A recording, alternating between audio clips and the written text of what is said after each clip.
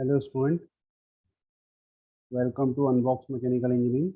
My name is Gaurav Bharadwaj and today we are going to discuss numerical on axial flow reaction turbine.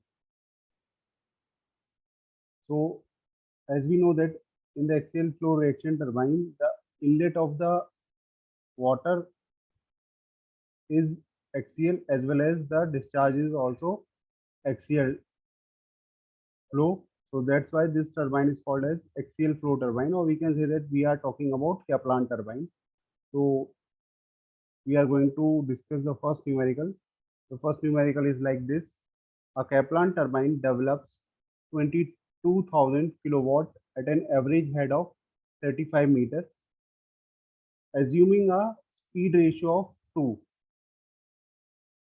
flow ratio of 0.6, diameter of the boss equal to 0.35 times the diameter of the runner, and overall efficiency is 88%. So we have to find out the diameter, speed, and specific speed of the turbine with respect to this given data. So as we know that Ku is the ratio of peripheral velocity at inlet divided by the absolute velocity at inlet, that is U1 divided by under root 2gh, and the flow ratio is Kf equals to Vf1. It means the flow velocity at inlet divided by under root 2gh. H. So this H is head here. So using this data, and in this question, the diameter of the boss is equals to 3.5 times the diameter of the runner. It means this portion of the shaft is called as boss and this is runner, for which these blades are present. So this is dB, this is the diameter of boss, and this is the diameter of runner. So first we have to find out the diameter.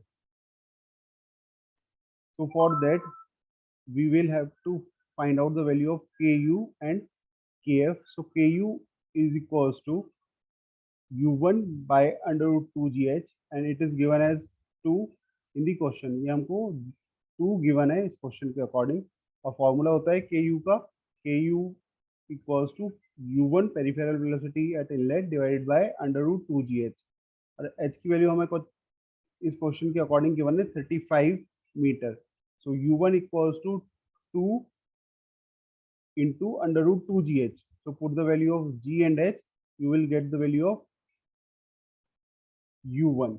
So U1 is equals to 52.4 meter per second.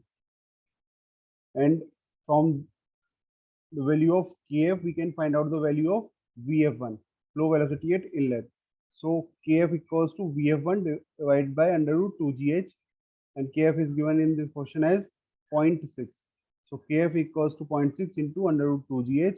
Putting the value of g and h, we will find out the value of Vf1, and that will be equal to 15.7 meter per second.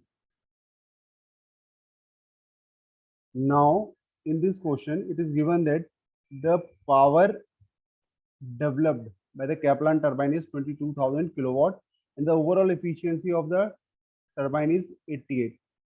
अब मैं अपनी पुरानी videos में आपको बता चुका हूं कि जो ओवरऑल इफिशियंसी होती है, it is the ratio of shaft power to the water power, और शाफ्ट पावर हमें ऑलरेडी क्वेश्चन में गिवन है, दैट इज 22,000 किलोवाट, और वाटर पावर क्या होगी हमारी, rho g q h. Overall efficiency हमें गिवन है क्वेश्चन में 88%, तो we will write 0.88 for this overall efficiency. तो 0.88 is equals to shaft power हमें क्वेश्चन में गिवन है 22,000, specific weight is 9.81 into Q into 35. ये जो H की वैल्यू है हमें गिवन है क्वेश्चन में 35 मीटर. ठीक है, तो यहाँ से Q आ जाएगा 72.8 मीटर क्यूब पर सेकेंड. अब कैप्लान टर्बाइन के लिए मैं ऑलरेडी डिस्कस कर चुका हूँ अपनी प्रीवियस वीडियोस में, ये जो डिस्चार्ज होता है वो क्या होता है, area of flow into velocity of flow. तो एरिया ऑफ फ्लो क्या होता है आपका, pi by 4 D naught square minus D B square. D naught और डीबी में बता चुका हूँ, डीबी आपका बॉस का डायमीटर है, डी नॉट आपका रनर का डायमीटर है, इंटू वी एफ वन। और वी एफ वन हम भी कैलकुलेट कर चुके हैं, तो वी एफ वन की वैल्यू रख देंगे। और एक हमें रेशियो गिवन है किसका, ये D B equals to 0.35 into D naught, तो ये रेशियो गिवन है। तो इस रेशियो का यूज करते हुए हम इस फॉर्मूले में वैल्यू रखेंगे। डीबी की जगह हम क्या रखेंगे, 0.35 डी नॉट। तो यहाँ से इसको सॉल्व करते हुए क्यू की वैल्यू हमने यहाँ से कैलकुलेट कर ही ली है, डी नॉट की वैल्यू कैलकुलेट कर लेंगे सारी वैल्यूज इस फॉर्मूले में रख के। तो हमारा डी नॉट आ जाएगा 2.6 मीटर। ठीक है, अगर बॉस डायमीटर पूछा जाएगा, so what we have to do, we have to multiply this 2.6 meter with 0.35, we will get the value of d naught. अब जो नेक्स्ट पार्ट पूछा गया है इस क्वेश्चन में, वो पूछा गया है स्पीड, एन कितनी है। तो अभी हम यहाँ से u1 कैलकुलेट कर चुके हैं, u1 की हमारी वैल्यू आई थी 52.4। ठीक है, तो u1 की फॉर्मूला क्या होता है, pi D naught N by 60। D naught की वैल्यू हमने अभी कैलकुलेट की है 2.6 मीटर, एन की वैल्यू हमें कैलकुलेट करनी है। तो u1 की वैल्यू पता है, डी नॉट की वैल्यू पता है, इसमें वैल्यू रख दी, और हमारी फाइनल वैल्यू क्या आएगी, 384.9 RPM. This is the value of speed of turbine. अब हमें इस क्वेश्चन के अकॉर्डिंग एक और चीज़ बतानी है, that is specific speed. Specific speed का फॉर्मूला क्या होता है, specific speed is equals to N under root P by H 5/4। N की वैल्यू अभी हमने कैलकुलेट करी है 384.9 आरपीएम। पी हमें क्वेश्चन में गिवन है, that is 22,000। H B given है हमें क्वेश्चन में, दैट इज 35। वो सारी वैल्यू रख दी, तो स्पेसिफिक स्पीड हमारी आ जाएगी 670.6। ये डायमेंशन लेस होती है। ठीक है, सो ये हमारा कैप्लान टरबाइन का फर्स्ट न्यूमेरिकल है। एक और न्यूमेरिकल देखते हैं हम। According to this numerical, some data is given to with respect to the Kaplan turbine. जो शाफ्ट पावर डेवलप होनी है वो है आपकी 22,500 किलोवाट। हेड कितना है, 20 metre. Speed 150 RPM. Hydraulic efficiency 95%। Overall efficiency 88%। Outer diameter of runner, it means D naught 4.5 metre. diameter of the hub db is 2 meter. So assuming that the turbine discharge without whirl at exit, ये माना जा रहा है इसमें जो हमारा discharge है वो कैसा है, इसमें व्रिल वेलोसिटी नहीं है आउटलेट पे, यानी कि VW2 जो कंपोनेंट है हमारा वो जीरो है, और हम कह सकते हैं बीटा जो है हमारा वो 90 डिग्री है। तो इसके लिए क्या करना है, आपको रनर वेन एंगल्स निकालने हैं at the hub and at the outer periphery. ठीक है, आपको जितने भी एंगल होते हैं वेलोसिटी ट्रायंगल में वो सारे एंगल निकालने हैं, दैट इज थीटा फाई। ठीक है, तो ये सारा डेटा मैं अभी एक्सप्लेन कर ही चुका हूँ आपके साथ। ठीक है, अब हम इस क्वेश्चन के सॉल्यूशन की तरफ बढ़ते हैं। तो अब इस क्वेश्चन के सॉल्यूशन में हम क्या करेंगे, हमें आप दे रखी है हाइड्रोलिक एफिशिएंसी और ओवरऑल एफिशिएंसी। ठीक है, तो अब इसमें वेलोसिटी ट्रायंगल की जरूरत पड़ेगी। तो अगर हम वेलोसिटी ट्रायंगल के कंपोनेंट देखें, तो वेलोसिटी ट्रायंगल के कंपोनेंट क्या होते हैं, VF1, V1, VR1, U1, VW1। ठीक है, क्योंकि इन्हीं कंपोनेंट से हमारा ये अल्फा थीटा और फाई ये सब बनता है, तो हमें ये सारे कंपोनेंट कैलकुलेट करने पड़ेंगे। तो उसके लिए हमें क्या यूज करना पड़ेगा, जो हमारा डेटा गिवन है इस क्वेश्चन में। तो ओवरऑल एफिशिएंसी क्या होता है, overall efficiency is given by shaft power to the water power, और शाफ्ट पावर हमें क्वेश्चन में कितना गिवन है, 22,500। ठीक है, तो यहाँ से हम डिस्चार्ज पता कर सकते हैं। तो डिस्चार्ज हमारा क्या हो जाएगा, discharge equals to 22,500 divide by overall efficiency specific weight into head. तो क्या हो जाएगा, Q equals to 22,500। Overall efficiency की वैल्यू हमें क्वेश्चन में गिवन है, दैट इज 88%। हेड गिवन है 20, और स्पेसिफिक वेट की वैल्यू 9.81।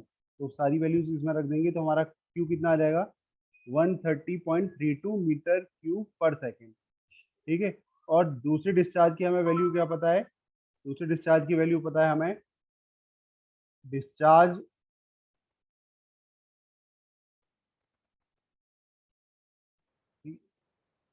तो अब हमें पता है डिस्चार्ज का फॉर्मूला क्या होता है, पाई/4 D naught square minus D B square into V F one, Kaplan turbine के लिए। तो हमें डी नॉट पता है, वो क्वेश्चन में गिवन है, डी बी पता है, वो भी क्वेश्चन में गिवन है, वी एफ वन नहीं पता।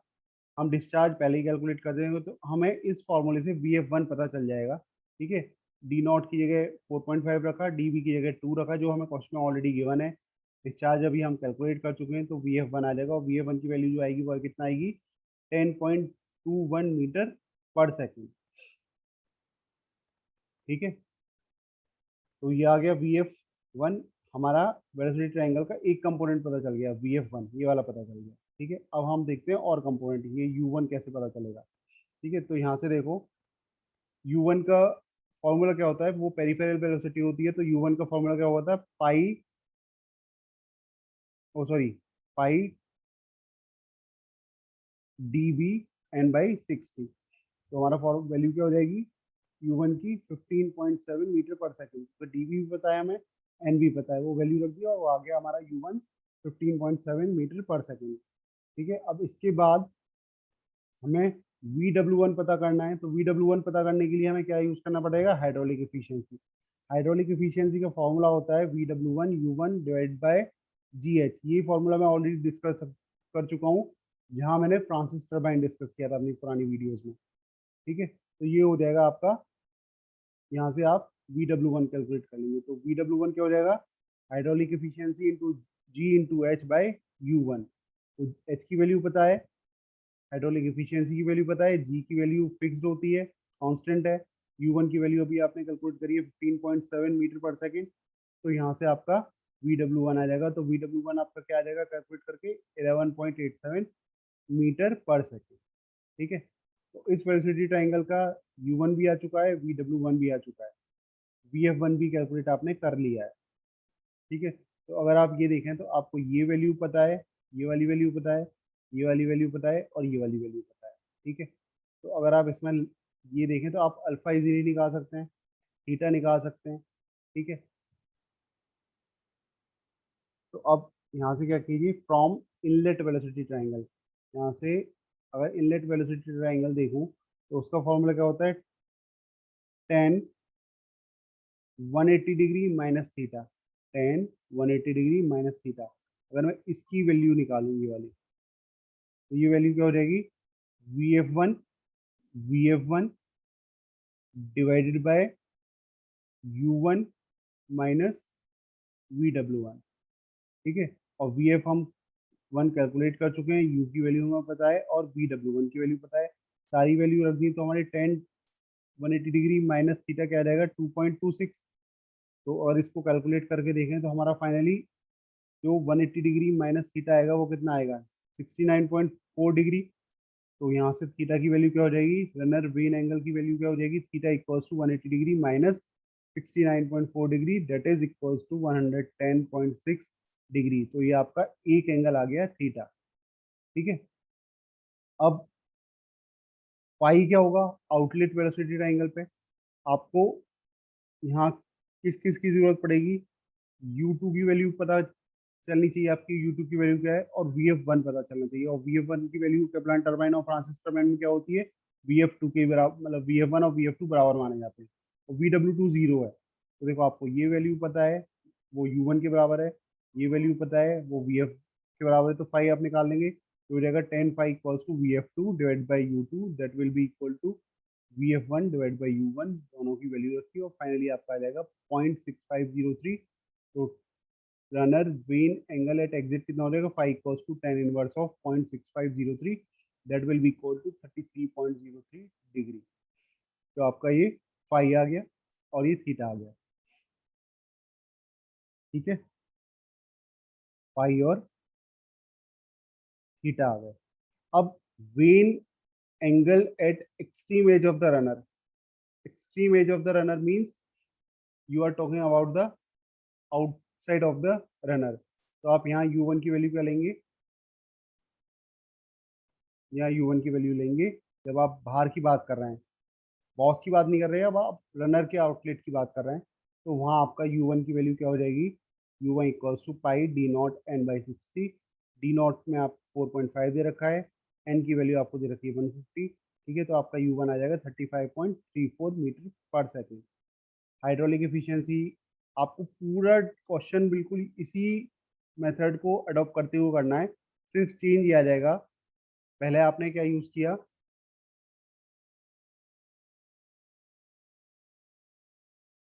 डीबी बॉस का यूज किया। ठीक है, क्योंकि इसमें ये पूछा गया है ना एट द हब, तो हब के लिए तो आपने निकाल लिया, डीबी के लिए निकाल लिया, अब रनर के लिए निकालना है तो डी नॉट की निकालेंगे। तो देखो U1 क्या हो गया, आउटलेट पे, यानी कि रनर का पूरा आपने रनर डायमीटर लिया, तो डी नॉट ये आ गया, तो डी नॉट की वैल्यू है, एन की वैल्यू आपके पास है, तो ये आ जाएगा 35.34 मीटर पर सेकेंड। हाइड्रोलिक इफिशियंसी का फॉर्मूला वही रहता है, VW1 U1 divide by GH।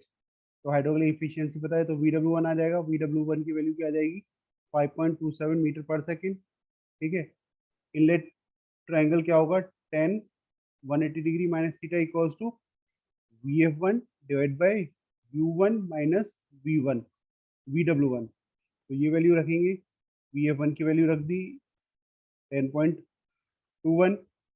ठीक है, और आपका U1 और VW1 की भी वैल्यू निकाली है, तो ये आपका आ जाएगा 10 180 degree minus theta equals to 0.339। तो थीटा कितना आ जाएगा आपका 161.28 डिग्री। ठीक है, और फाई की वैल्यू क्या होगी, phi equals to VF2 divide by U2। VF1 कितना है आपका, VF1 की वैल्यू आपकी 10.21। लो वेलोसिटी आपकी इनलेट पे आउटलेट पे सेम रहती है, तो जो यहाँ थी वो यहाँ पे रहेगी। ठीक है, तो आपका ये आप वैल्यू जाएगा फाई का, वो आ जाएगा फाई की 16.11 डिग्री। सिर्फ चेंज इस न्यूमेरिकल में, न्यूमेरिकल 2 के दो पार्ट हैं, एक आपका बॉस का है और एक आपका रनर का है। तो बॉस वाला तो ये वाला पार्ट हो गया हब वाला। ठीक है, और एक रनर का है, तो जो वो आउट, अगर हब की बात होती है तो डी बी लेंगे, और अगर रनर की बात होती है तो डी नॉट लेंगे। बाकी सारा न्यूमेरिकल में वही फॉर्मूला यूज हो रहे हैं जो पहले वाले पार्ट में यूज हुए। तो आई थिंक आपको क्लियर हो गया होगा। अगर कोई डाउट होता है तो आप मेरे को कमेंट बॉक्स में कमेंट करके क्वेश्चन ड्रॉप कर सकते हैं, मैं आपका रिप्लाई कर दूंगा। ठीक है, thank you so much and have a nice day.